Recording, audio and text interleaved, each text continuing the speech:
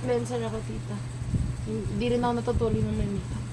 Kasi, pag natulog ka ng may makeup or kung anik-anik dyan sa katawan, kahit wala ka makeup, mag-cleanser ka lagi. Kasi, lumalabas ka.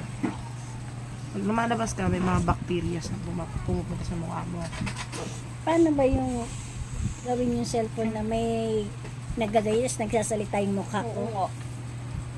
May set mo ng ganun rin yan. Yan. Tapos, pwede bang patangusin mo ilong niya? Tatry natin, tita. Kundal ako. Pwede bang gawing Chinese ang mata? Let's see. Pwede bang gayahin mo mukha ni Ann Curtis? Hindi pwede.